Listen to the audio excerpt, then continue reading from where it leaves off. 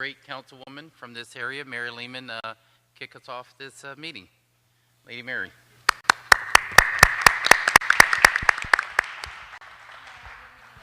Pull your mic.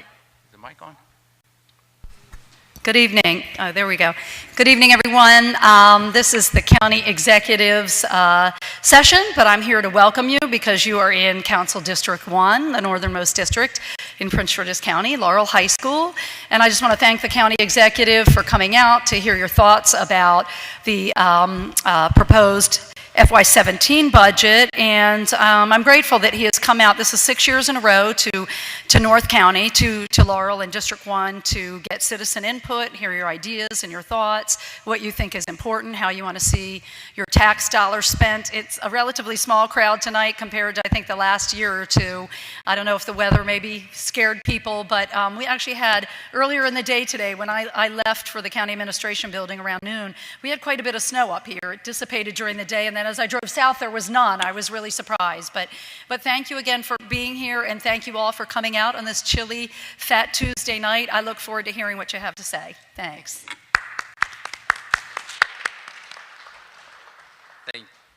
Thank you, Mary. You do a great job. Represent this area well and the county well. I know I'm running late, so I'm going to do this really quickly. So if I could have those of you who work for the government, so people will know you, and that way when they have issues, I can point you out. If you can quickly stand up and tell us who you are, probably I need you to come to the mics. So directors, DCAOs, come on up here. Let's go. Chief, you want to start us off?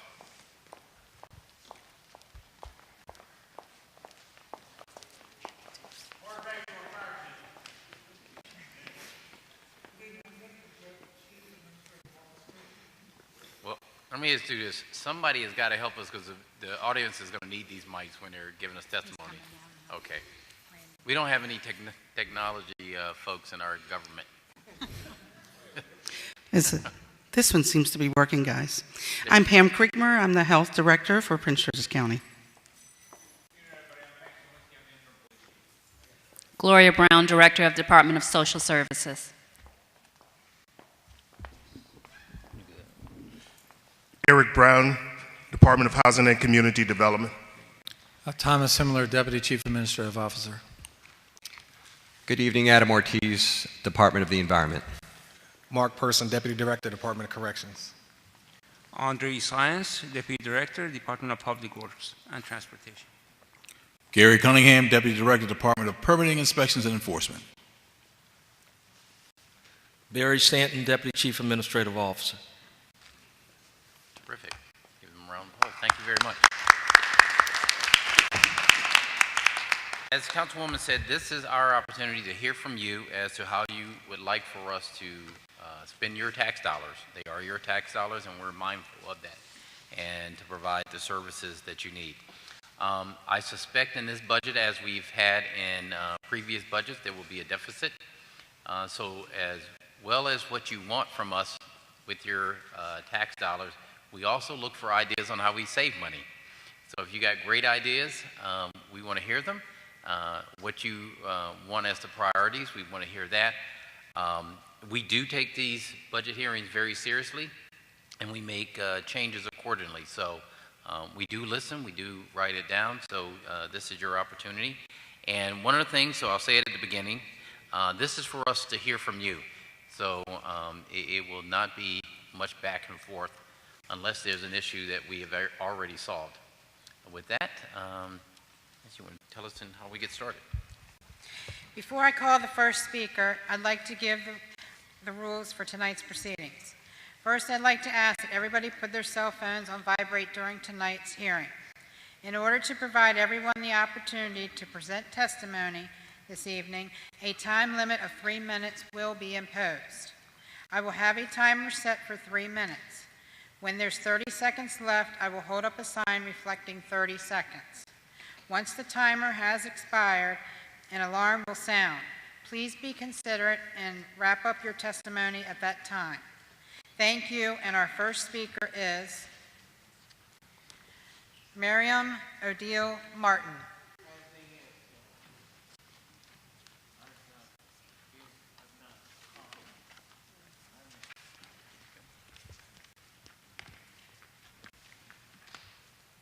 Right there. Good evening, everybody. My name is Odile Martin. I'm talking on behalf of my daughter. She belongs to the Lovely Ladies and Laurel group, and she's been a junior high school in Laurel High. I just want to thank everybody, especially the county executive, for everything he has been doing for this beautiful group. She has been in for 6 years, and I hope with the new budget, she will continue to do everything he has been doing for them, especially for her, for all the activity and the exposure she has been in for 6 years. Thank you, County Executive. Celeste Hill. And the next speaker will be Ray Dart.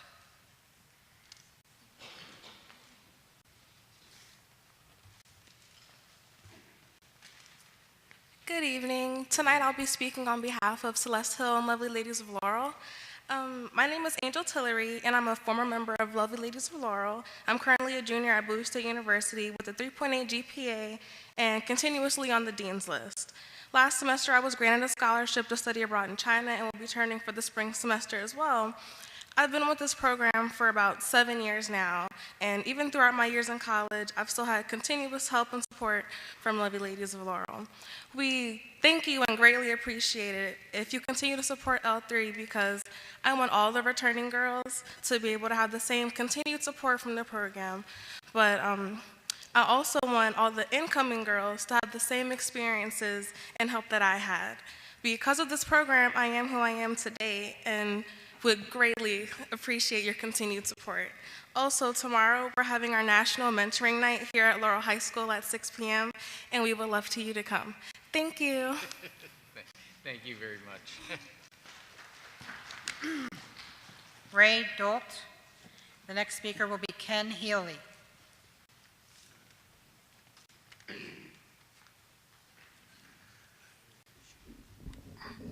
Good evening, Mr. Baker.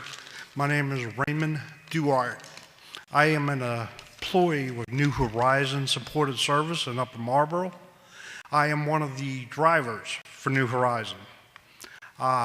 We would, as you would say, we are the workhorse. We come in early and we go out to pick up our individuals in the morning to bring them to the program, and then we take them home in the afternoon. I enjoy what I do. I enjoy my co-workers, and I enjoy the individuals on my route. I'm asking you all please to I'm asking you all to please consider the bill 41416. If that, for whatever reason, something happens to that bill, that would cut my salary in half, and I'm already on a very tight, limited budget, and it's hard to make ends meet. I had a lot of issues, family issues that I won't go into, but I have, to work another job on weekends just to make ends meet. This bill is very important for us. It would be great to have that bill looked at very good and very well, and with your support and the county's support, to please approve it. My apologies, a little nervous here, but no, you're fine. It's a very important bill. Again, we're all in the tough bind with the economy, and this would just really be a hurting on me and my family. Being a divorced parent and a son that had some issues, things have gotten tough. And we can all use some help. And the bill is very important for us and my coworkers, that you look at it hard, please. Okay? All right. Thank you very much, and thank you for your service. Thank you, sir. Ken Healy, and the next speaker will be Lisa Smith. Good evening, Mr. Baker. I was a supporter of yours during the last election and your first election to your office. I helped campaign for you and made several campaign contributions to help get you elected. That's part of our election process. I did it because I believe we needed significant changes in the county. Since the elections, I have been disappointed by what I've seen. I'm not saying everything is a total loss, but my experiences with several agencies has not been productive. First off, let me start with the police. I haven't seen any reductions in response times in the past 6 years. I live less than 3 minutes from the local police station in Beltsville, but it takes between 30 and 50 minutes to respond to a call. Last week, I had an opportunity to stop in at the local police station to be greeted by someone behind the counter who was dressed in t-shirts and jeans. The t-shirt wasn't even tucked in. The Department of Public Works and Transportation. Over the holidays, the trash and recycling schedule was sporadic with no advance warning to the community. Recycling was not conducted for a period of 3 weeks. Oh, by the way, regarding the county's recycling program, I'm concerned that many folks have no idea what the program is just in speaking to them. The county's communication on this to the community is suspect. Requests for traffic studies are responded to with armchair reasoning. No one actually comes out to look at the problem. Meantime, lives and property are unnecessarily put at risk. Since the winter of 2014, our roads have been neglected to a point of where in the summer of 2015, our roads continue to be in shoddy condition from the previous winter. The DPW has contracted an outside agency to handle damage claims, and when unsuccessful, turns the matter over to the Office of Law. The Office of Law has had one of its major goals to reduce lawsuits in the county. The tactics it uses are to disparage and defame individual members of the community that speak out. By the way, I went to a recent input session of the County Resources Conservation Plan. No one there seemed to have any command of the issues. I mention this as no command of the issues seems to typify conduct on the part of county officials. And you, Mr. Baker, when things are escalated and brought directly to your attention, rather than looking at them to see what's going on, you have your staff selectively push them down to a lower level. This is not what I supported you for. Having said the above, I believe it's in the interest of the county residents that an across-the-board decrease in budgets of 10% is in order. With respect to the Office of Law, make that a 50% decrease in budget. Thank you. Thank you. Lisa Smith, and the next speaker after that will be Marcia Volt.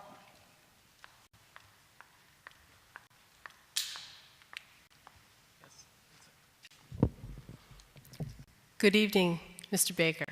My name is Lisa Smith. I am the director of the Bowie Business Innovation Center, or the Bowie BIC, the business incubation program located on the campus of Bowie State University. First, I want to thank you for coming to Bowie BIC to meet with our clients this past summer with the student county executive for a day. Our companies enjoyed that, and I want you to know you have an open invitation to come with next year's student county executive for the day, or at any time that you'd like to come, because our entrepreneurs have lots of business ideas and they love talking about them. Second, I want to express my gratitude to the county for the funding invested in the Bowie BIC over the last 5 years.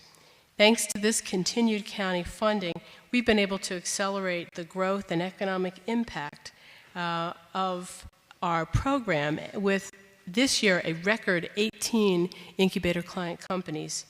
These companies have generated 71 direct jobs and $3.1 million in corporate revenues, and will begin to graduate our companies in 2016. I'm happy to report, too, that the Bowie BIC now ranks in the top 10 of Maryland incubators and accelerators in terms of numbers of clients, and this is according to the Baltimore Business Journal. Our reputation as a center for entrepreneurial support in the county continues to grow. In 2015, we delivered technical assistance to a record 671 entrepreneurs through training, counseling, and networking activities. And this is possible because of our partnerships with the Small Business Development Center, the Procurement Technical Assistance Program, the Maryland Women's Business Center, and representatives from the corporate communities such as M&T Bank, Capital One, and Clifton Larson Allen. Today, I am asking that the county continues its support of the Bowie BIC and maintain us as an $85,000 line item in the county FY17 budget. We are a nonprofit organization with an independent board of directors comprised of business leaders. Our county funding is leveraged with support from other public sector organizations such as the City of Bowie and the Maryland Technology Development Corporation. And we bring that together with our public sector partners, such as the corporate sponsorship of M&T Bank, Capital One, and Clifton Larson Allen, and the fees that our incubator companies pay to be part of our program. The Bowie BIC established its incubation program at Bowie State in 2012 to be an integral part of the university's proposed academic entrepreneurship concentration and growing student entrepreneurship activities. I'll be providing a letter of support from the university along with my written testimony to your staff. With continued county support, Bowie BIC can continue to increase its own direct contribution to the county's economic vitality and economic well-being. I thank you for your consideration.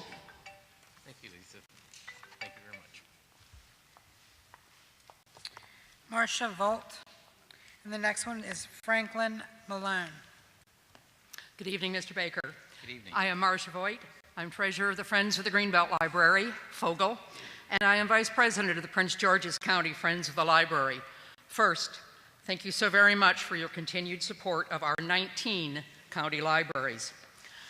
I want to tell you a few ways this makes a huge difference in our everyday lives. I move books, donated books, withdrawn books. Excuse me, from these shelves here in storage to those shelves there in the Novel Endings bookstore, sometimes to those boxes there for other organizations. And because of all this moving around, people are very happy. And I collect their dimes for romance novels, quarters for children's books, 3 for $1, other books, and $2, DVDs. This money does a lot to augment the library's flat budget. The best part of what Fogel does with the money we earn. We support a lot of activities that the very clever librarians create. We buy their snacks, their electronic gadgets, their apps, and all sorts of supplies. This week at the Greenbelt Library. Monday, Chinese English preschool story time. Teens Writers Club. Teen Zone, from 4:30 to 6. We've got about 15 kids. They have their private room. They're away from judgmental adult eyes with their apps, their Contact X, whatever. Tuesday, this evening, we had Crazy 8 Math Club, Pins and Needles, African American Dressmaking, 1860 to the present, Books at Bedtime, and Teen Zone. Tomorrow, Wednesday, Preschool Story Time, and Teen Zone. Thursday, Baby Story Time and Teen Zone. And my favorite, Saturday, Reading to Rover. You practice reading in front of a friendly crowd of canines. Superhero Saturday. I might try that one. And Bibliobop, my personal favorite. This is with strobe lights, music, dancing, preschools, their aged great aunts. I was going to give this to you, but my grandniece said I had to return it so the kids could use it. I'm sorry. Hopefully coming soon, a partnership between the Greenbelt Library and our magical old Greenbelt Theater. Libraries are wonderful places, full of mind-boggling, mind-expanding books, and full of exciting activities that get us used to using the library. The library is a destination, and with your continuing financial support, it provides Prince George's County with 19 awesome destinations. Keep up your great work. Fogel and I promise to help you. Thank you. Thank you. Franklin Malone. Kenley McLean. Kenley McLean. Missy Baylor. Nissy Baylor. Carl Wobble. And the next one will be Tatina Sandoval. Thank you.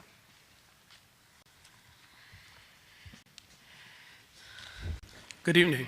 Good evening. I'm Carl Womble. I am a resident of Springdale, Maryland.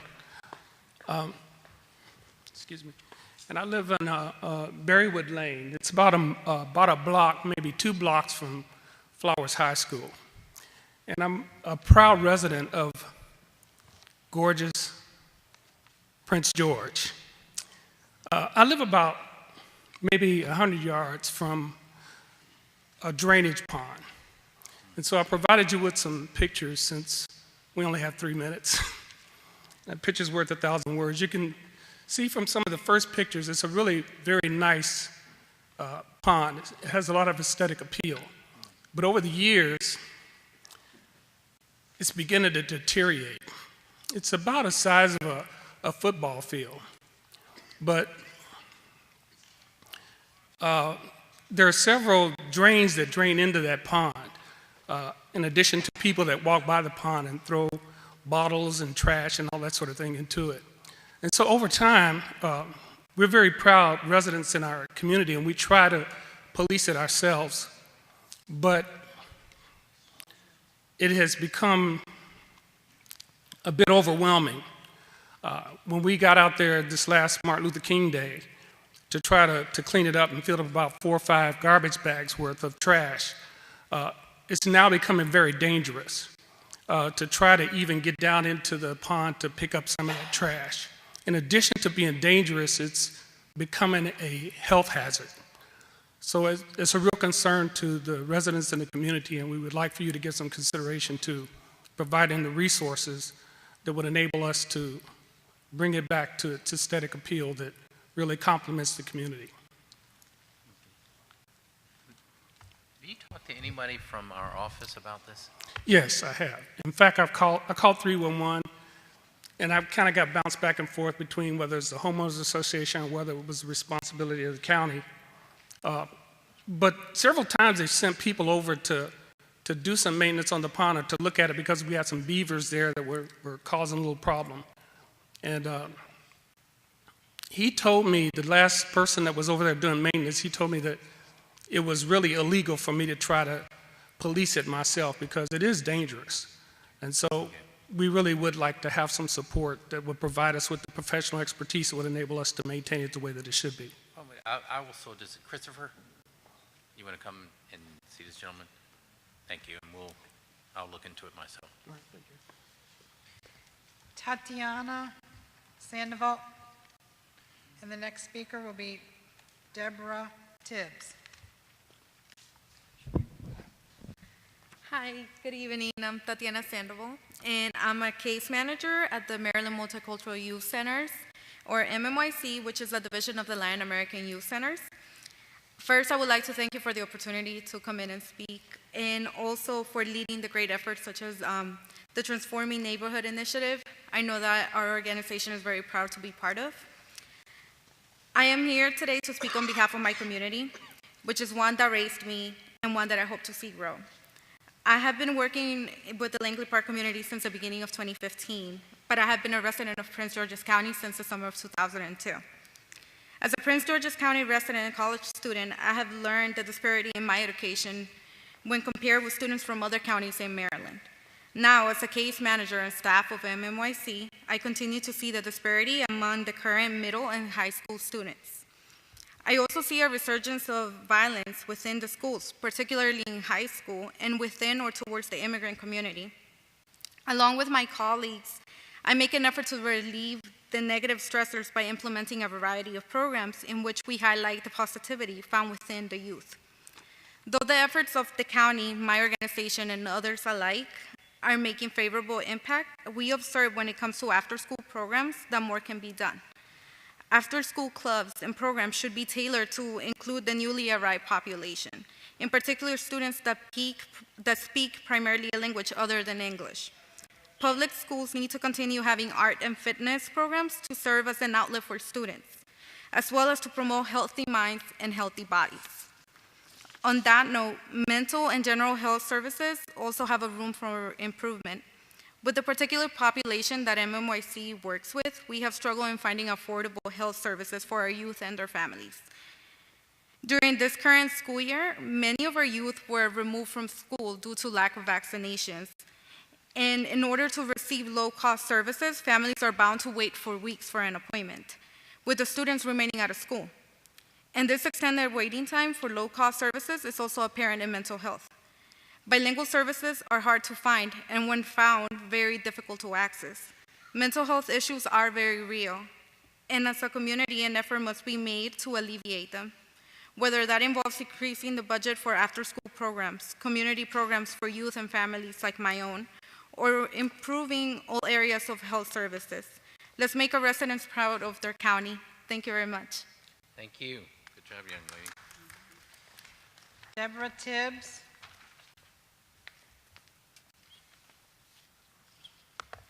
Latifa Oh, excuse me, sorry. Senaba. Latifa Senaba. Xavier Sykes.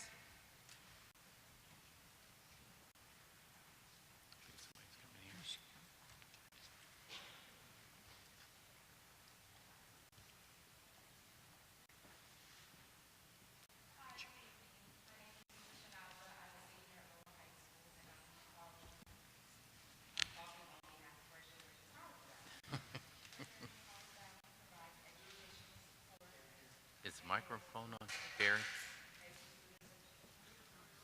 Oh, we want to make sure everybody can hear you.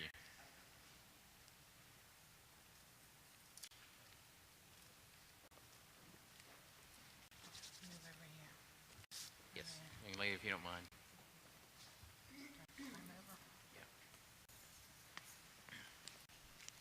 Okay. There you go. Hi, my name is Latifa Shanaba. I'm a senior here at Laurel High School, and I'm here to speak on behalf of First Generation College Bound. First Generation College Bound provides educational support as well as moral support to the youth in our community. In the words of Nelson Mandela, education is the most powerful weapon which you can use to change the world. First Generation College Bound is very helpful as far as the college application process, looking for scholarships, financial aid, and just all around helping as far as trying to help us succeed in life. First Generation College Bound has helped me personally since I was in the 8th grade, and I'm a senior, so that's like 4 years. I feel like programs like First Generation College Bound should continue to be funded because they help shape today's leaders. Funding these programs continue, it can touch my generation, your generation, and generations to come. Thank you. Thank you. Very good job. Congratulations. Xavier Sykes, and the next one will be Leah Pally. Good evening, Mr. Baker, prestige guests, and citizens of the county. My name is Xavier Sykes. I am currently a sophomore at Maryland's oldest HBCU, Bowie State University. I mention this because it would not have been made possible without the motivation of First Generation College Bound. This organization is giving students who may not see college as an option because of the limits that may have been set within themselves or their families. Joe Fisher takes these students and builds them up to the point of success and motivates them to go to college. I am a product of that. He has also taken my brother Jalen, who is a junior here now at Laurel High School, under his wing as well. While in college, his staff sends out care packages with all kinds of goodies, and they constantly keep in touch with us. Grant, why I'm here now, and I just got out of class about an hour ago. So I'm here tonight to hope that you continue to support this wonderful organization of First Generation College Bound in its mission to provide the education advancement of today's youth who may not see it as a possibility when they know that they can do it. Thank you. Thank you, and good luck in college. Thank you. Leah Pally, and the next speaker would be Bridget Akintuna. Thank you.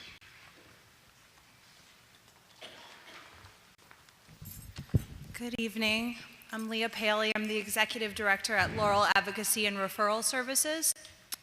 Our mission is to provide and enable low-income and homeless individuals in the Laurel area who are in crisis to achieve stability and long-term self-sufficiency. We serve about 2,000 households each year with both emergency and long-term services. Some of these services include food, rental assistance, utility assistance, transitional and permanent housing, and case management and resource referrals. I'm here tonight to acknowledge Prince George's County's ongoing financial support of our organization. We recognize that developing the budget is difficult, and we're grateful to the county for the $68,000 that was allocated to our organization in fiscal year 2016. This funding that was committed to our organization has played a critical role in supporting the programs and services we provide to Laurel residents as we try to meet a rapidly growing need for emergency financial assistance in our community. Just a few statistics. In the first 6 months of this fiscal year, we've been able to assist 70 households with close to $44,000 for rental assistance. We've distributed over 5,000 bags of food and provided referrals and information to 145 homeless individuals and families. Looking forward, we're in the process of refocusing our objectives to align more closely with our founding mission, which is to provide support and resources that build skills for self-sufficiency. We continue to recognize the importance of meeting our clients' most basic needs, but our long-term goal is to address the underlying cause of that crisis, and our aim is to create a sustainable change in the lives of those we serve. To this end, we're developing a self-sufficiency program through which stabilized and motivated clients will work with our case managers in order to maintain permanent housing, improve financial habits, gain employment, and remove other barriers to self-sufficiency. And we're planning to pilot this program this spring. With that, we're requesting $80,000 from the county in the next fiscal year to support the continued expansion of our programs as we work to equip our community's most vulnerable residents with the tools they need to maintain stability in their lives. Thank you for your continued support of our organization and for your concern for the Laurel community. Thanks. Thank you. Thank you for your work. Bridget Akintuna. And the next one will be Joseph Fisher. Good evening, County Executive Baker. My name is Bridget Akintunde, and I am here to speak on behalf of First Generation College Bound. I've been a part of this organization since the early 90s. Mr. Joe Fisher, who is the founder, is my mentor. Through this organization, I've been able to attend college. I'm a product of Prince George's County Schools, attended Laurel High School, so I've known Mr. Fisher and been able to work with him with this program for, I guess, over 20 years now. Oof, I'm dating myself. But anyways, right now, as a member of First Generation College Bound, I'm a part of the retention committee. When a part of the retention committee, we reach out to students that are currently still a part of the program, reach out to them, send care packages, have alumni events to let them know that they're still supported. So it starts in middle school on through high school, but then they still stay with you through college, and then also after they're finished their college degree, we still want them to stay in touch and become of our alumni network. So currently, as a retention committee member, I provide support with those care packages, and I think it's very important for the county to continue to fund this organization because of the many great things that they're doing with students across Prince George's County, helping them realize the dream of going to college. Just to close with a few stats. For the class of 2015, there were 139 students that attended college, and First Generation College Bound was able to help them get $1.5 million in scholarships and loans. The college retention students, there are 650 students that we support, that we send care packages to. College grads, for last year alone, 556, and we will continue to provide college encouragement and support to 1,250 students this school year alone. So I would just say that on behalf of the organization, if you can continue to support and help us be a resource to families in the community, it would be greatly appreciated. Thank you. Joseph Fisher. The next one will be Chloe Marshall. Good evening. I want to thank you for coming out and hearing our voices tonight. I just want you to know that I'm just very proud to be here to continue this mission, because for 26 years, even though my goal has been to help low-income parents, families get their kids off to college, it's all a reflection of my life. growing up in Southeast housing projects, and parents didn't know what to do. And I've watched this to be a missing component in my journey through life. So what I did was, it's all about college affordability.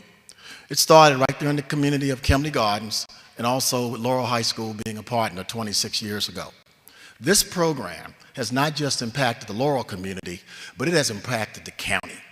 We are serving students not only going to Laurel High School, but Parkdale, Central, Fairmont Heights, Potomac, and we're also part of the transitional, the T&I initiative. We're also part of that, and as of yesterday, we just worked with the start of the partnership with the Belay Group at Fairmont Heights to support them in mentoring 10 young men to graduate high school and attend college. It's important that the county recognizes as not just being in Laurel, but really trying to help the county. The continued support we need, we want to get back to, we had funding cut, it was at $200,000, it got cut to $150. We need to get back, because we're not just here in Laurel, we're across the county. And I want you to know that while we're doing this for sustainability, we're not just depending on the county. We're also reaching out for corporate sponsorships. We realize that the county can't do it all, the school system can't do it all, it needs help. And I say that as a 35-year educator. So I want you to continue to support this initiative. We are here to help, we are here to help the county, but we're also here to help as many kids as we can who desire to want to go to college, and we want to make that happen. So we want you to, we're asking that you continue to support a first-generation college bound so we can help our students attend college and make it affordable. Thank you. Thank you, June. Thank you for the work you're doing.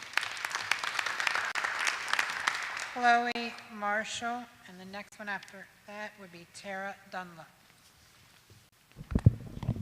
Speak on my size, okay. Good evening. My name is Chloe Marshall. I'm the Maryland Advocacy and Outreach Coordinator at the Capital Area Food Bank in DC. But I'm also here today as a proud resident of Prince George's County and a former recipient of SNAP benefits, also known as food stamps. And we're here today to urge the county to restore full funding to the SNAP to Health program for the fiscal year 2017 budget. The Food Bank, a partner of the Prince George's Food Equity Council, is in full support of funding for this program. The Capital Area Food Bank services more than 128,000 residents throughout the county, many of whom are SNAP beneficiaries. Nearly half of the households here that we serve have a family member with high blood pressure, and another 22% have at least one family member with diabetes. These are proven to be diet-related illnesses that can be alleviated with improved access to fresh, healthy food. And last year, the Food Bank provided 10.4 million pounds to the county that's produce, meat, groceries, dairy, all kinds of food, but our work can only go so far here. SNAP itself allows families to have more autonomy in what they can purchase for themselves, but SNAP to Health really gives them the option of that fresh local produce from local farmers that support our economy.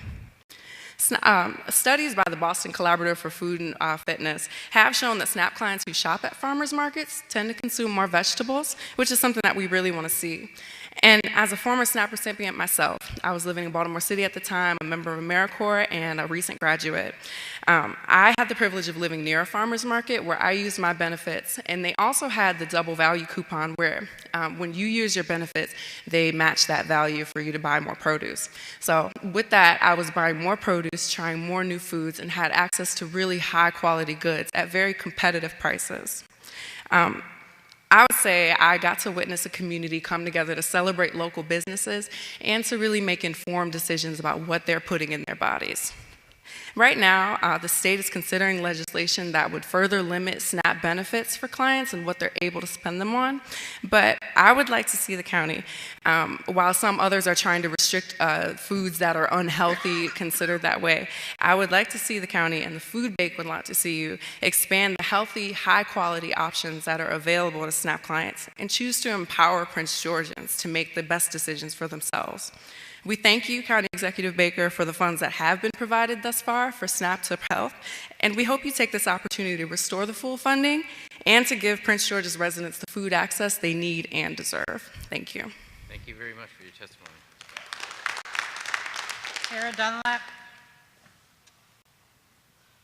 Tara. Raymond Hobart. and after Raymond will be Nancy Tolbert. Hello, I'm Raymond Colbert. I promised I'd talk to you about transportation, but before I do want to talk one other thing that's, to me, is very important. It's 2 months before voting, and yet, unless there's a very few handful of candidates that I know. I know when you got the positions that you have now, you went through a debate process. Unless we're getting tired of trying to find out who's going to represent us and why, what I would like to see is a debate process restored that'll be well advertised, and that the voting registration, excuse me, not the voting registration, the voting materials be handed out at least 1 month before the actual polls. Now, as far as transportation, because like I said, I do like what we're starting to do with the Uber subfare and stuff to try to fund the transit. For expenses, what I would suggest is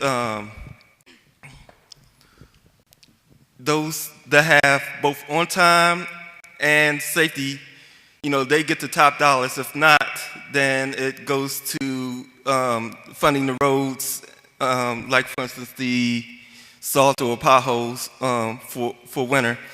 As far as revenue would be concerned, something like a Union Station, not maybe to that grand scale, but something where it'd be more mass transit in one location. Because besides Montgomery County, I'm pretty sure there's county residents that go to both Annapolis, Baltimore, Charles County, Calvert County. If it was centralized, then I believe that would help Prince George's County. First of all, it would get those who live in those counties and work in this county, it give more revenue for us. It provides better chances for tourism. And if we keep the money in state, then obviously that's a bigger share compared to having to compete with the federal dollars in a smaller share where they have to take care of all 50 states. Thank you. Thank you. And is this on? No, this one. This one's on. And thank you, Raymond, for showing up to our budget hearings. You've been consistent. Thank you.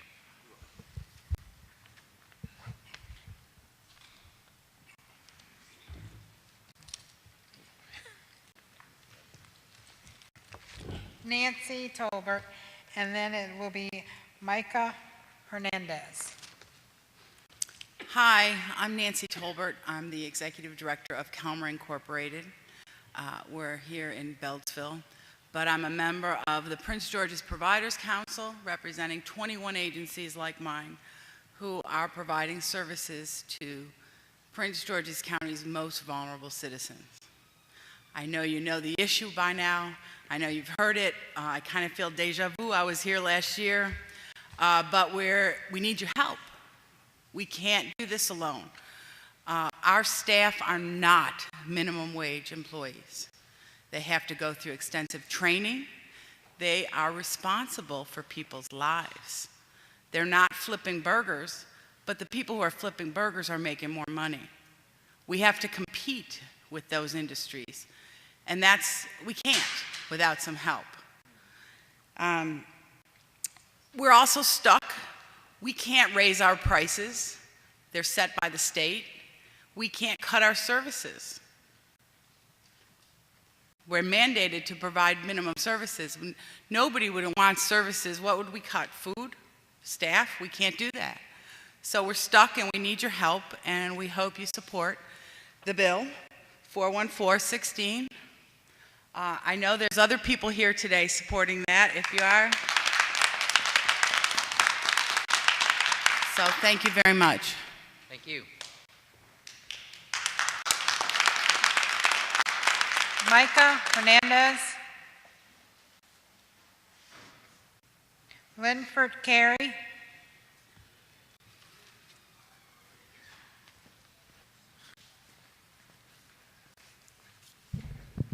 Good evening, Mr. Baker. I'm Linford Carey. I'm the mayor of University Park. You're familiar with our community. We are just to the north of East-West Highway and Adelphi Road, and beyond it is the Prince George's Plaza area, which is designated as one of the new Prince George's County downtowns, and is slated therefore for a great deal of growth and investment. I like your tennis courts also. To our east is the Riverdale Park Station development and the Whole Foods there, and to our north is the University of Maryland and College Park and the Innovation District there. The Purple Line, when it is built, and we look forward to that, will be wrap around us. And so what we have there is quite a strong engine of growth, of economic growth for the county. We believe that'll help the county overall. I ask you to support, therefore, a revision in the fiscal 2017 budget request from the Maryland National Capital Park and Planning Commission to enable it to procure transportation expertise needed to establish effective transportation demand management districts for communities in northern Prince George's County which are experiencing rapid growth. We've written to the chair of the planning board asking that she revise their budget request, and we hope that'll come forward, and we urge your support for that. Given the current growth in northern Prince George's County, as well as what is anticipated here in the future, University Park supports immediate efforts to establish effective TDMDs in these areas which involve government, residents, and commerce working together to reduce congestion and traffic. We believe the county must tap into existing outside expertise and experience to establish effective TDMDs here, because there are no TDMDs in the county yet, and little experience with them within county government. We've made our request because we know that the Maryland National Capital Park and Planning Commission must be able to fund this effort, and we know time is of the essence to get this started. We ask you to approach this with a sense of urgency. Delaying establishment of TDMDs until our North County areas have been redeveloped or built out will be too costly to our municipalities, and commercial areas will result in lost opportunities as not efficient. Therefore, the work to establish TDMDs for these areas needs to begin this year.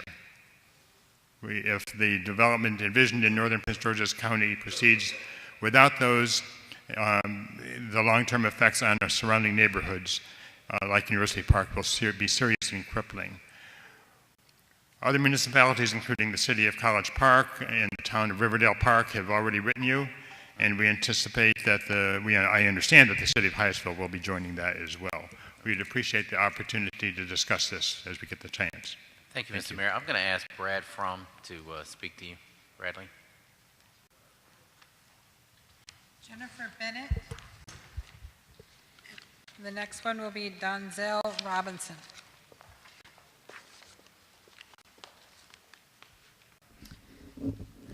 Good evening. My name is Jennifer Richards Bennett, and I'm a lifelong resident of Prince George's County and a fifth-generation farmer. I'd like to take a minute to tell you about our family. I grew up on a working farm that grew tobacco until I was 17, and we took the buyout. I own a small farm 1.5 miles from the house I grew up in, as it was too expensive to build on our family farm with county impact fees. I currently raise small livestock, goats, chickens, meat rabbits, and we have a horse problem or two, as well as our son. I tell you this because I want you to know the importance that agriculture has played, not only in my family, but in growing this county.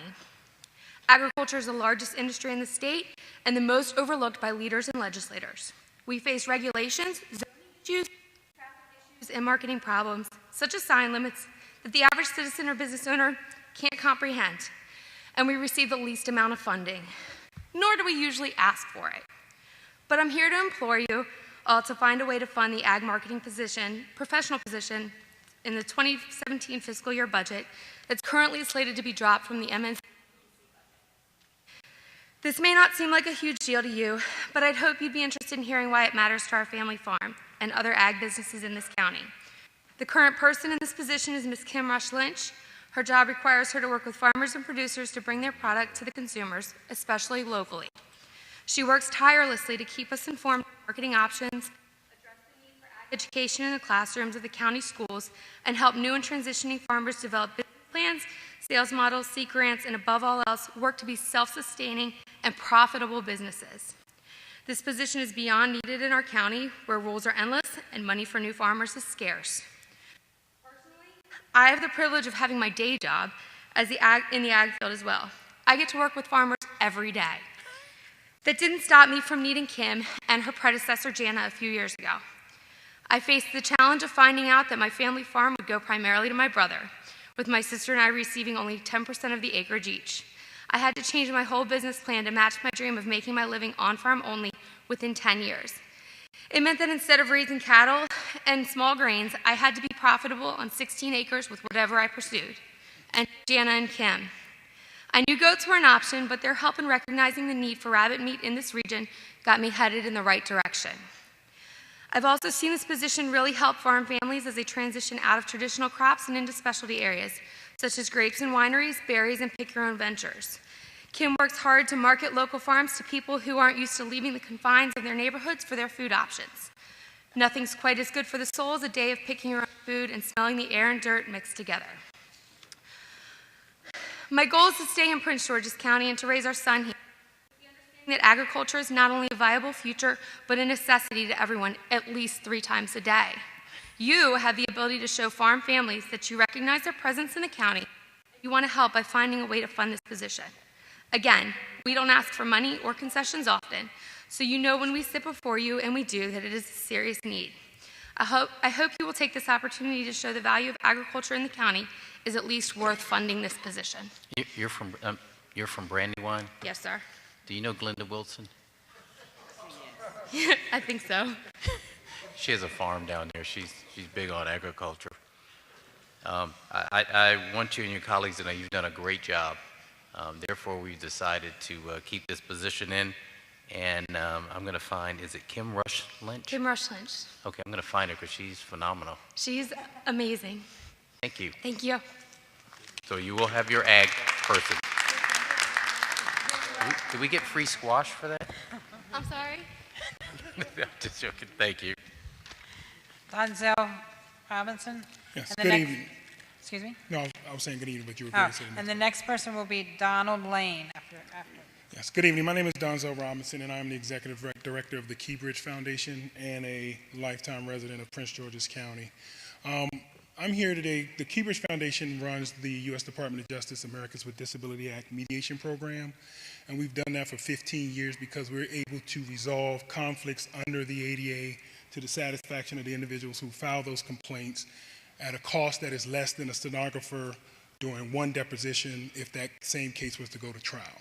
For the last 2 years, we've been running the Community Mediation Center in Prince George's County, and we receive all of our funding from the state level for that program. So I have the distinct opportunity to be someone who says we can provide services and help cut costs instead of looking for funding. Mediation, for those who don't know, is an opportunity for individuals who have conflict to come together to try to resolve it amongst themselves. Our process and our programs help build communities, help increase communication, and help individuals find a solution that allows them to be able to move forward in a way that they can agree with. Today, I come to ask that we're seeking the support of the county as we begin the process of requesting additional funds from the state. In Prince George's County, we have the opportunity or the luxury of having 2 mediation centers. There's the Community Mediation of Prince George's, which is a part of your Office of Constituent Services, and we have the Keybridge Foundation. As we look at these budget restraints and the need to cut costs, we all can appreciate the need to increase the public-private relationship and see this not as competition, but in an ability to increase the capacity of resolving conflicts in Prince George's County. The Keybridge Foundation speaks directly to many of the countywide priorities that you have, for instance, excellence in excellent educational system. We provide free mediation services to parents who are going through IEP meetings through our facilitation. We support many of the T&I schools with attendance mediation, which disrupts the prison from the school to prison pipeline, as well as we provide free conflict resolution training to many of those same schools. When we talk about safe neighborhoods, we provide community conferencing which is a diversionary program which allows individuals who have been arrested, juveniles who have been arrested, to be able to come with their support, their family members, their teachers, as well as the victims to come with their support to figure out a way that the community can support both individuals and come up with a plan that allows them to be able to move forward and divert that youth from the criminal justice system. We also do day of trial mediations. We do custody visitation. And so our goal here tonight is to simply ask that we can formalize the relationship and the partnership, especially when you look at programs like the common ownership homes, where they're now required to use alternative dispute resolution before filing any court case. All of our services are provided to citizens of Prince George's County free of charge.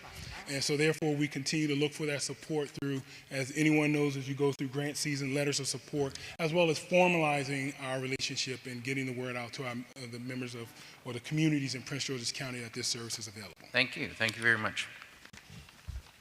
Donald Lane. After Donald, it'll be Jim Ziepel. Good evening, Mr. Baker. Good evening. I'm here representing, speaking for Horizon and requesting approval and funding of PG Bill 41416. My son, Kevin, is one of the clients for Horizon. And I have to honestly say, these folks, as Ms. Trotman said earlier, they do a wonderful job of bringing life to people who otherwise would not have all that life has to offer. My son started with Horizons 4 years ago, and now he's moved to the point where he is now working at the Smithsonian as one of, not only as a greeter, but as a guide and pointing folks in the right direction. It's at the American Museum of History.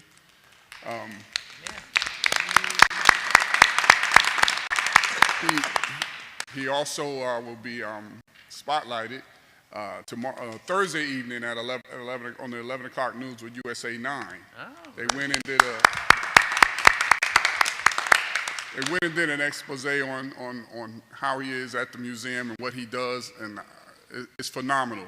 As a parent, I'm speaking proudly of my son, but I'm also know that my wife and I are very grateful to the members of Horizon and the people that provide services like Horizon, different organizations across the county that provide those services for individuals with disabilities to help them move forward and be contributing members of the community, their local community, and to the county and to the state at large.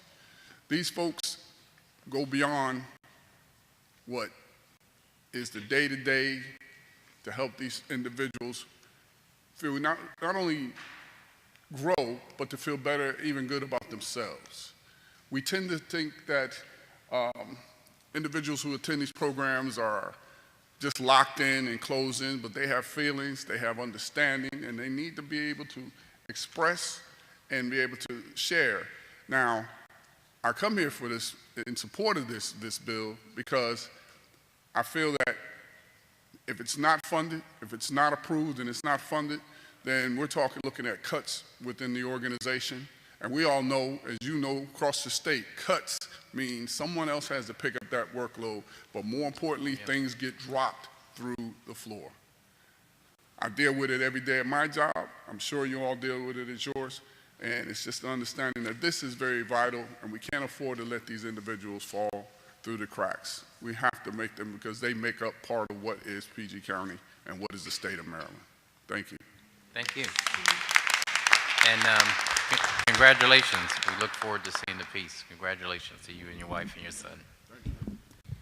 Jim Ziepel. Hi, yes. And then after Jim, it'll be Ida Smith.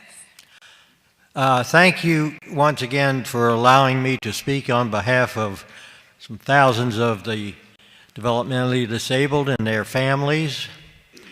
As you recall, I was speaking last Thursday evening and told you how my sister Elsie went from a person who just stood around talking to herself to a productive member of society through the help of these service providers, these nonprofit service providers, and she, as I mentioned, she now has 30 years in with the volunteer work with the City of Bowie at the Senior Center with meals, and she's been working in the new recycle program under the direction of Peter Holden, whereby she makes a little bit of money for herself. And as this gentleman that just spoke, it's a great organization and it helps a lot of people. As you probably know, there's a large turnover in the direct support professionals. Now, these people are more highly trained and valued than the person who asks you if you'd like fries with that. And the turnover is because they can't make ends meet. The salaries are low and they're working 2 or 3 other jobs. And we want to thank you for getting that minimum wage raised. The only problem right now is the funds needed to pay those wages. And if we don't get the additional funds, as requested in 414-16, then services will have to be cut, and won't be able to take care of as many special needs individuals. And so, it's a major. There's thousands in the county, and and as pointed out in that last great talk, does a lot of good and takes a lot of burden off of the families. And here's my sister. I've been at the group home at Bourbon Heights for Since 1986. Since 1986. And I want you to please give us some more money for my group home and for New Horizon at Chevrolet, please. Thank you very much. Thank you. Elsie is our favorite. Ida Smith, and after Ida will be Lynn White. Good evening. Good evening. This is my first time here. Take your time. My name is Ida, and I've been working for MedSource Community Services for close to 19 years. I'm a caregiver, and it's a tough job. Very tough mentally, physically, very draining. I brought my clients with me this evening, and to let you see who I deal with, which I have 3 men that I have been with since I've been with the company. Hopefully you all can really look at this bill and help us out. We are really working hard. Basically, we are shorthanded.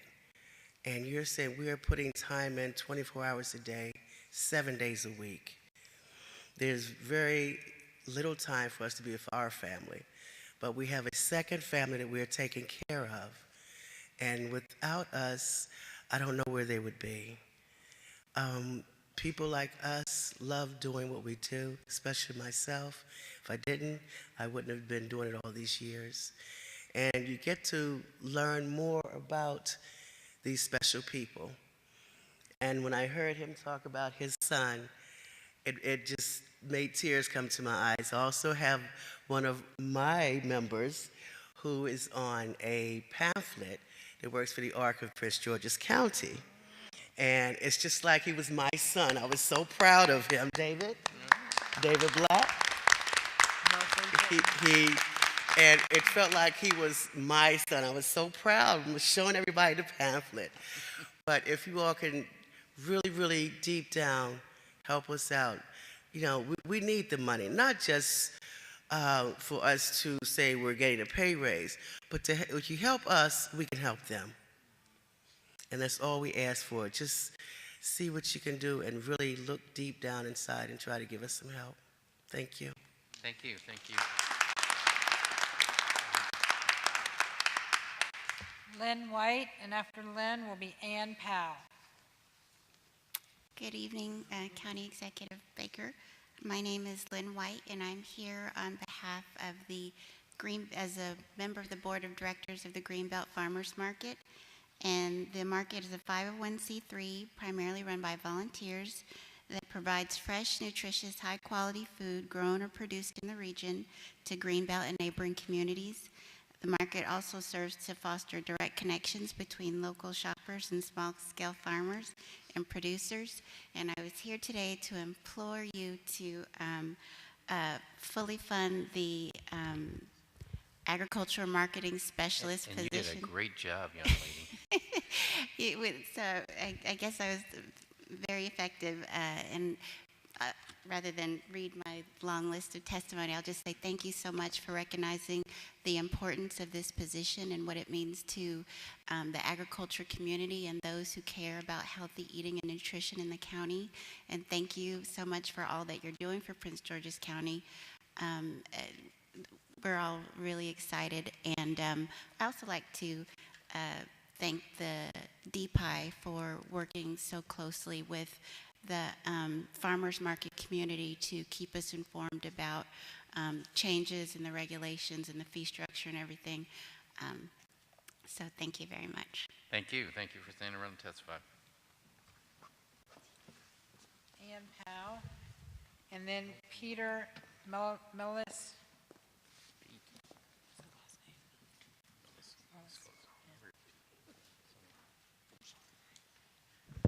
I feel a little lost because all of the other people came up who were directors or executive directors of something. So I'm the executive director of me.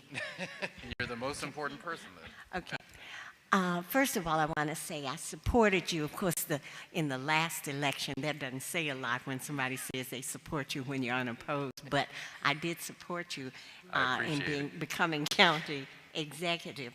Now, two things. One is, I have a kudo. My first kudo is that I live over in Mitchellville, and the Department of Public Works, I'm talking about the trash and recycling people and the response of people to our calls and our needs has really been just absolutely fantastic.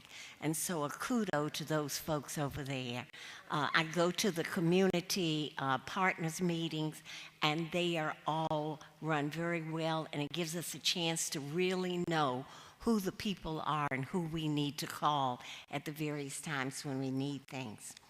The second thing I want to talk about is I hope that you will begin looking at what I think is the importance of our tax base. And as you are hiring people, if one of those criteria over in your corner might be, are these people in Prince George's County? So when I pay them these big fat salaries, will some of their tax money be coming back to us? And I would really like very much for you to look at that as a part of it. And then the final thing is, because nowadays diversity is such an important part of everything that we do in life, I would like for us also to look at even diversity among, say, the interpreters that we have. And so in the future, could we look at that as an option of making sure that we look at all the different kinds of people who are interpreters within our county and within the metropolitan area. There are many of them. And in case nobody knows any of them, please call the director of me, Ann Powell, and I can give you a list of about 35. Thank you. Thank you, Madam Director. Our last speaker of the night will be Pete Mellis. Pete closes out. Good evening, County Executive. Thank you for the opportunity to come before you. Coming to you as live in Bowie, serving as a chief officer with the Bowie Volunteer Fire Department, immediate past president of the Volunteer Association. Coming before you to reach out for your continued support of our volunteers who, as you know, saves the county taxpayers millions of dollars. Asking for your continued support of funding allocated to the fire department budget that directly supports day-to-day operations of your volunteers through training, supplies, gear, apparatus maintenance, station maintenance, station management funding, volunteer service utilization funding, and existing station repairs via the capital improvement program. Asking for you to look at those funding specifically with respect to capital improvements, that monies get placed into repairing existing buildings as opposed to putting all those monies currently that are going into new fire station construction. There are a number of existing buildings that are in need of immediate repair. Aside from monies, your support in ensuring the participation levels of volunteers are maintained within the county combination fire and EMS services. Specifically, a large concern is the current challenge raised with respect to existing chain of command. Volunteers within the chain of command, along with the 1,200 plus volunteers that provide fire and EMS services, together with career members, needs to remain as is. Though any program is subject to improvements, any downgrades will have a huge effect on delivery of service, which will ultimately affect pending and future budgets, which is the topic here tonight. Continued encouragement by you and your office to ensure there is volunteer participation prior to any major change within the fire and EMS department is greatly appreciated. Recently, that has not happened, with significant offense occurring as the result of decisions made without input from all stakeholders. Thank you again for your continued financial and operational support of your county volunteers. Thank you, Pete. Thanks. Thank you for your service. With that, we are finished with the budget hearing for this year. Thank you to those of you who have come out. I especially want to thank those who came out in support of PG 41416. I know how hard it is to get individuals in and out, and I don't take that lightly that you made it out here. Thank you. Drive home safely. God bless.